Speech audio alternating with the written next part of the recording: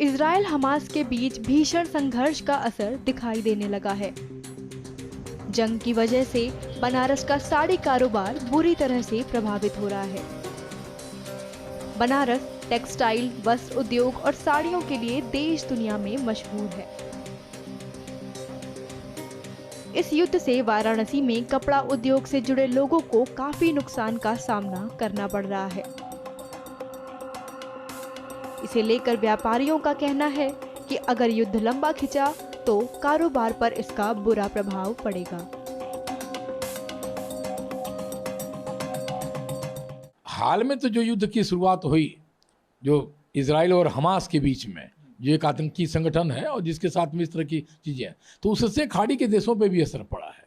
और खाड़ी के देशों पे जब असर पड़ेगा तो बनारस के साथ में मुंबई, दिल्ली, अहमदाबाद, बेंगलोर के रास्ते एक्सपोर्ट का कारोबार होता है।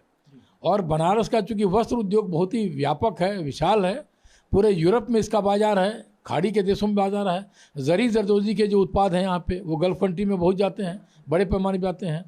एक्सेसरीज की चीज़ें आती हैं, बेड कवर है, कुशन कवर है, इस तरह के उत्पाद जाते हैं। तो ये इसका असर पड़ रहा है। और अच्छी बात क्या है कि भारत सरकार की भूमिका इसमें बहुत ही सराहनीय है।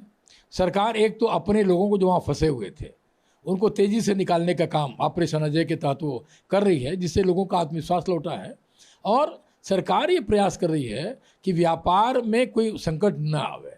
जो चीज़ें हमारी निर्यात में किसी कारण से अगर रुक रही हैं तो हम उसको अपने घरेलू बाजार में उसको दूसरे दुनिया के जो दूसरे देश हैं वहाँ त्यौहार के सीजन में बड़े पैमाने पे, जैसे मॉरिशस है, सूरीनाम है, या भारतीय मूल के लोग रहते हैं, ऑस्ट्रेलिया है, तो जो उत्पाद जाते हैं तो वहाँ पे वो चीज़ें जा रही हैं।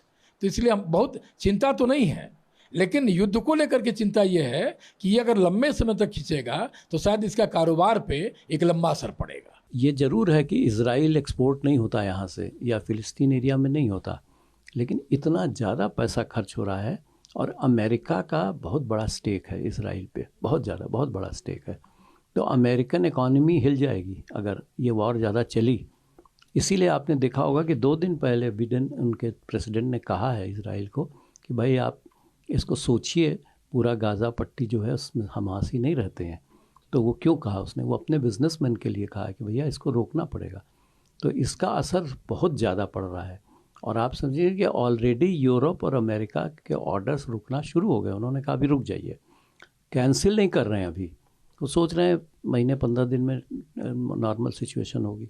तो इसका बहुत बुरा असर पड़ेगा।